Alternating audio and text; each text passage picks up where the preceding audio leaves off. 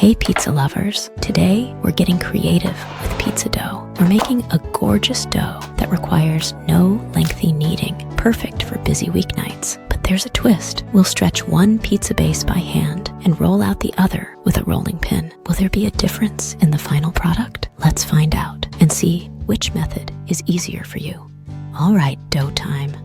We'll make enough dough for two 25-centimeter pizzas.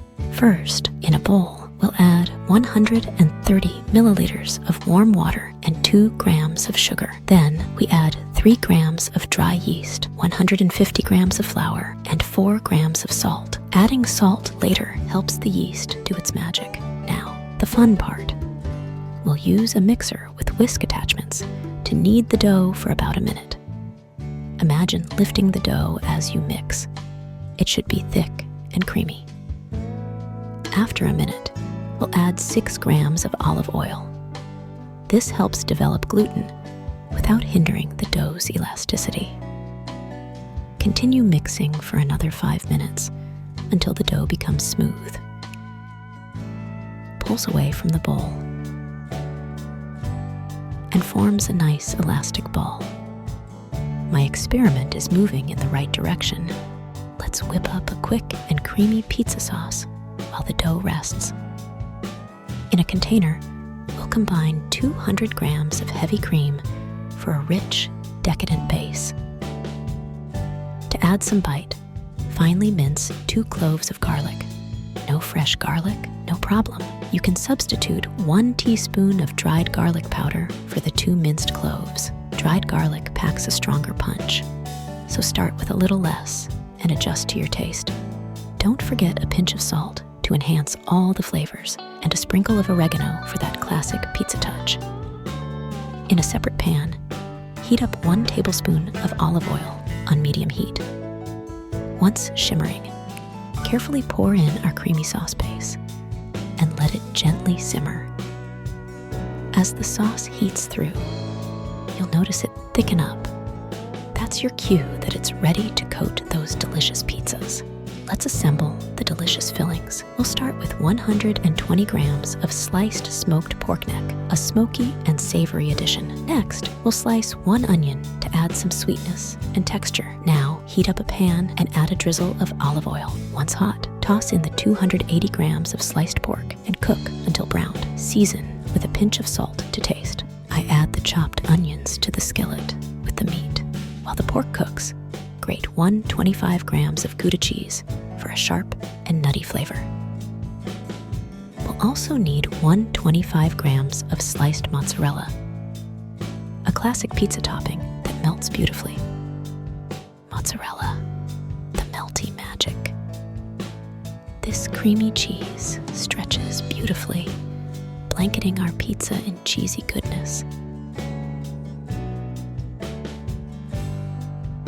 All right, pizzaiolos, it's time to transform our lovely dough into delicious bases. Remember, we're creating 2 pizzas today. 1 hand-stretched masterpiece and 1 rolled-out wonder. Let's see which method reigns supreme. The dough can be a bit on the sticky side, so we'll dust our workspace with some flour to prevent any unwanted sticking. Don't be afraid to be generous with the flour as we gently coax the dough into a perfect circle for our first pizza. The beauty of this dough is its elasticity, allowing you to stretch it effortlessly to a perfect 25-centimeter diameter. And look closely. You can already see those gorgeous air bubbles forming throughout the dough, a telltale sign of a light and airy pizza crust waiting to be born.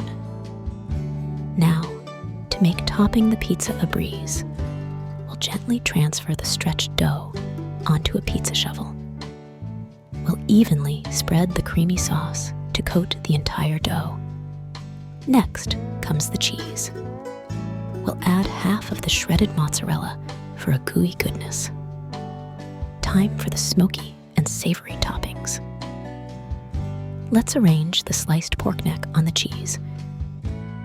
Then sprinkle the delicious mix of fried pork and onions over the pizza. Finally, we'll finish it all off with a generous layer of grated Gouda cheese for a perfect cheesy finish. We'll send the first pizza to a preheated oven and bake it until the crust turns golden brown. Remember, a hot oven is key. It ensures the pizza cooks through without drying out or becoming hard. Look at that beauty.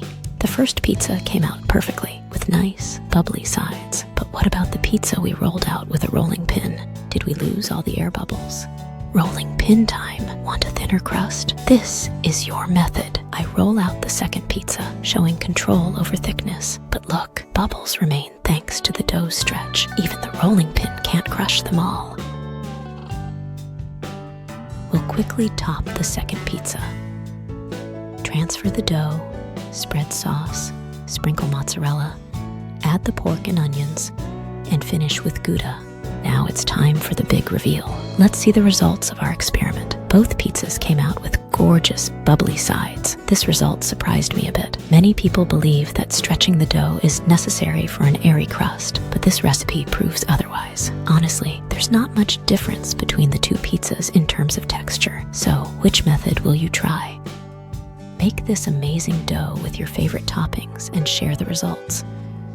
I'm curious to see your creations. Don't forget to subscribe for more fun recipe experiments. Thanks for watching.